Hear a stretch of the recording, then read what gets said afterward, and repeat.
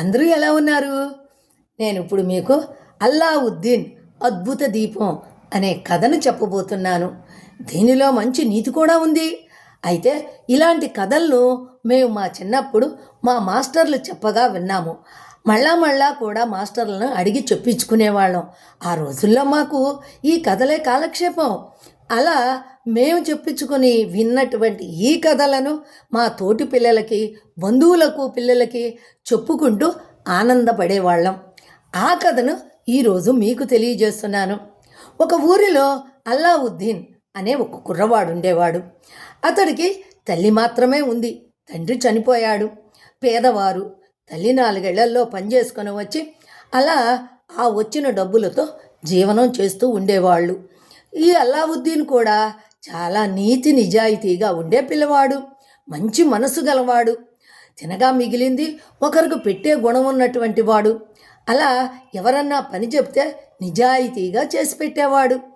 అయితే ఒక రోజున ఒక మాంత్రికుడికి ఇలా నీతి నిజాయితీగా ఉండి మంచి మనసున్నటువంటి కుర్రవాడు కావాల్సి వస్తాడు. అలా ఉండే పిల్లవాడి కోసం చుట్టుపక్కల ఊళ్ళన్నీ తిరుగుతూ విచారిస్తూ ఉంటాడు. అప్పుడు అల్లావుద్దీన్ గురించి తెలుస్తుంది. అలా తెలుసుకుని వచ్చినటువంటి మాంత్రికుడు అల్లావుద్దీన్ తల్లి దగ్గరికి వెళ్ళి, అమ్మా, నేను మీ భర్తకి అన్నవరస అవుతాను. నీ భర్త చనిపోయినప్పుడు నేను ఇక్కడికి రాలేకపోయాను. ఆ సమయంలో నేను ఇతర దేశంలో ఉన్నాను వ్యాపార నిమిత్తం. నాకు చాలా వ్యాపారాలు ఉన్నాయి అని కొంత డబ్బును, బంగారు నాణ్యాల సంచిని ఆవిడ చేతిలో పెట్టి, మీరు ఇక నుంచి సుఖంగా బతకండి అని ఆ డబ్బుని ఇస్తాడు. ఆవిడ నిజమే అనుకుంటుంది. ఇంతలో అల్లావుద్దీన్ వస్తాడు. వచ్చిన తర్వాత ఈయన మీ పెదనాన్నగారు అని పరిచయం చేస్తుంది. అలా ఒకరోజు ఉంటాడు.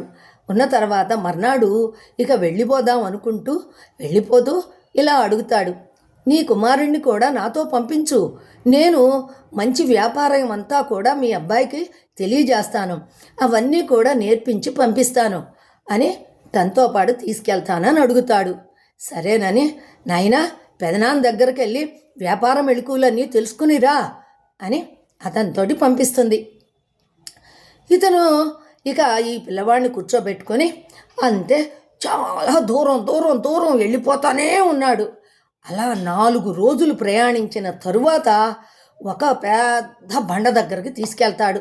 ఒక కొండ గుహ దగ్గరికి తీసుకెళ్తాడు. తీసుకెళ్ళి అక్కడ ఒక మంత్రం చదువుతాడు. మంత్రం చదవగానే ఆ కొండ దగ్గర ఉన్నటువంటి ఆ గుహ తెరుచుకుంటుంది. ఆ గుహ తెరుచుకోగానే అప్పుడు ఈ మాంత్రికుడు అంటాడు కదా, అల్లావుద్దీన్, నువ్వు లోపలికి వెళ్ళి అక్కడ నిధి నిక్షేపాలు ఉన్నాయి, అవన్నీ కూడా తీసుకునిరా.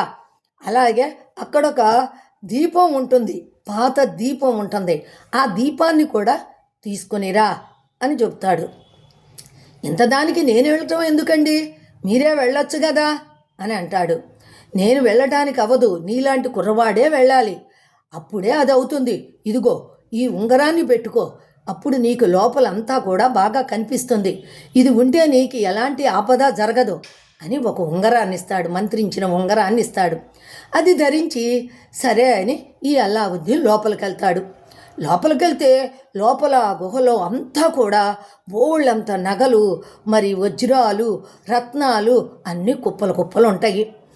అయితే అతను ఇచ్చినటువంటి సంచుల నిండా అవన్నీ నింపేసి అవన్నిటినీ కూడా గుహ ముందుకు తీసుకొస్తాడు. ఆ తర్వాత ఒక మూలగా ఉన్నటువంటి ఆ దీపం దగ్గరికి వెళ్ళి చూస్తాడు. ఆ దీపం చూస్తానికి ముద్దుగా ఉంటుంది, పాతదైనా కూడా. దాన్ని తీసుకుని తన జేబులో పెట్టుకుంటాడు. ఈ నగలు, ఇవన్నీ రత్నాలు, వజ్రవైడూర్యాలు ఉన్నటువంటి మూటలన్నీ కూడా అతనికి బయటికి అందించేస్తాడు. అవన్నీ తీసుకున్న తర్వాత ఆ దీపాన్ని కూడా ఇవ్వు అని అంటాడు. ఓహో, ఇది నేను ఇవ్వను అంటాడు. లేదు, ఇస్తావా ఇవ్వవా, ఆ దీపాన్ని ఇవ్వు అని గదువుతాడు. నేను ఇవ్వను అని చెప్పి లోపలికి పరిగెత్తుతాడు. ఈ లోపల అతను ఇక లోపలికి వెళ్ళలేడు కదా, ఆ గుహని బంధించేస్తాడు, మూసేస్తాడు. అప్పుడు ఈ లోపల ఇరుక్కుని పోతాడు ఈ అల్లావుద్దీన్. ఏం చెయ్యాలి, అమ్మ గుర్తొస్తుంది, చాలా రోజులైపోయింది అని ఏం చెయ్యాలో అర్థం కాక చూసుకొని అప్పుడు ఆ ఉంగరం గుర్తొస్తుంది. వెంటనే జేబులో ఉన్న ఉంగరాన్ని తీసి చేతికి పెట్టుకొని నేను ఇప్పుడు నా తల్లి దగ్గరికి వెళ్ళాలి అని కోరుకుంటాడు. వెంటనే వాళ్ళ తల్లి దగ్గరికి వెళ్ళి వాళ్తాడు. అలాగానే అమ్మా చూసావా, వాడు మన పెదనాన్న కాదు, మాంత్రికుడు అని చెప్పి ఇక ఆ దీపాన్ని శుభ్రంగా తుడుస్తూ మొదలు పెడతాడు. అలా తుడుస్తున్నప్పుడు అది దానికి ఒత్తుకుంటుంది చెయ్య. ఒత్తుకోగానే దాంట్లో నుంచి ఒక పెద్ద భూతం వచ్చేస్తుంది. ఎవరు నువ్వు అని భయంతో అడుగుతాడు. నేను ఒక జీన్ అనేటటువంటి ఒక భూతాన్ని. నీకు ఏం కావాల్సి వచ్చినా ఈ దీపం ఎవరి దగ్గర ఉంటే వాళ్లకు నేను బానిసను. కాబట్టి మీకు ఏం కావాలి అని కోరుకుంటే నేను తెచ్చిస్తాను, మీ సేవకుడిని అని చెప్తాడు. ఆశ్చర్యం, ఓహో అలాగా అని అనుకుని, అయితే మాకు ఇప్పుడు మా మంచి ఆహారం కావాలి అని చెప్పని కోరుకుంటాడు. వెంటనే అతను బంగారు వెండి పళ్ళాల్లో బాగా రుచికరమైనటువంటి ఆహారాన్ని అక్కడ పెడతాడు. వెంటనే వీళ్ళు తినేస్తారు. ఆ తర్వాత అయితే ఆ భూతం ఒకసారి చేసి లోపలికి వెళ్ళిపోతుంది. మళ్ళా పిలిస్తే మళ్ళా వచ్చి మళ్ళా చేసి వెళ్తుంది. ఓహో ఇదేదో బాగుందే అనుకుంటాడు. అనుకున్న తర్వాత మళ్ళా పిలిచి దాన్ని రుద్దాలన్నమాట. మళ్ళా రుద్దగానే బయటకు వస్తుంది. అలా రుద్దగానే బయటకు వచ్చినటువంటి దాంతో ఇప్పుడు నాకు ఓళ్ళంత బంగారం వెండి కావాలి అంటాడు.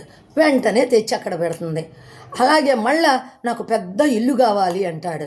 ఇల్లు వచ్చేస్తుంది. ఇక ఇప్పుడు అనుకుంటాడు, నేను రత్నాలు వజ్రాలు వైడూర్యాలు తెప్పించుకొని వ్యాపారం చేసుకుందాం అని అట్లా చేస్తూ వాళ్ళ అమ్మతో మాట్లాడి అలా వ్యాపారం చేసుకుంటూ ఒక రోజున వీధిలో వెళుతూ రాజమార్గంలో వెళుతూ పైన ఉన్నటువంటి రాజకుమారిని చూస్తాడు. రాజభవనం ఉంది ఎదురుగుండా. ఆమెను చూడగానే అతనికి పెళ్లి చేసుకోవాలనే కోరిక వస్తుంది. అలా చూసి ఇంటికి వెళ్ళిన తర్వాత వాళ్ళ అమ్మతోటి, అమ్మ ఈ రత్నాలు ఈ వజ్రాలు పట్టుకెళ్ళి రాజుగారికి ఇచ్చి వాళ్ళ అమ్మాయిని నాకు ఇచ్చి పెళ్లి చేయమని అడుగు అని అంటాడు. వాళ్ళమ్మ అలాగే అవి పట్టుకెళ్ళి రాజుగారికి ఇచ్చి అడుగుతుంది.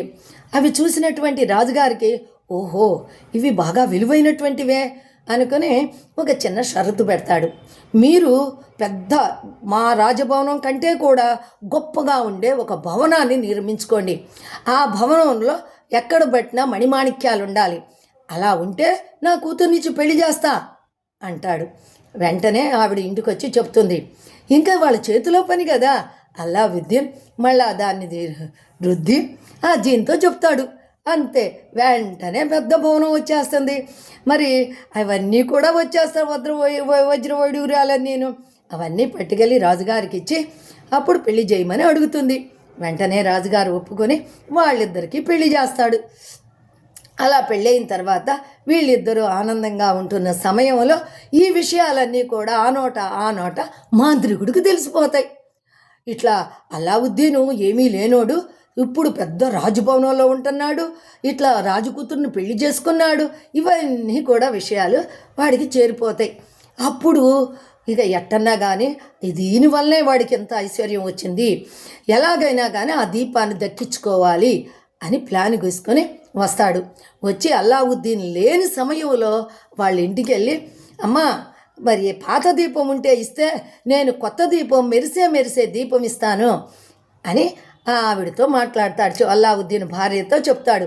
వెంటనే ఆవిడ ఇది పాత దీపం కదా అని ఆ దీపాన్ని తీసుకొచ్చి అతనికి ఇచ్చేస్తుంది. ఇవ్వగానే వెంటనే మాంత్రికుడు దానిలో నుంచి రుద్ది మరి జీనుని రప్పిస్తాడు.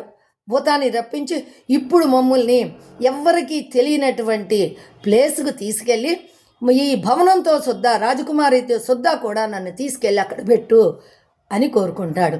వెంటనే అక్కడ అవన్నీ మాయమయ్యి వేరే ప్లేస్కి వెళ్ళిపోతాయి. అల్లావుద్దీన్ వచ్చి చూసుకుంటాడు. ఇదేంటి, ఏమైంది? ఓహో ఇది మాంత్రికుడు పని అయ్యి ఉంటుంది, వాడు వచ్చి ఉంటాడు అని తెలుసుకొని ఏం చెయ్యాలని ఆలోచిస్తాడు. మళ్ళా అతనికి ఆ ఉంగరం గుర్తొస్తుంది. వెంటనే ఆ ఉంగరాన్ని ధరించి కోరుకుంటాడు, ఇక్కడ నేను రాజకుమారి ఉన్న మంత్రికుడు ఉన్నటువంటి ఆ భవనం దగ్గరకు తీసుకెళ్ళు అని. వెంటనే అక్కడికి వెళ్ళి వాళ్తాడు.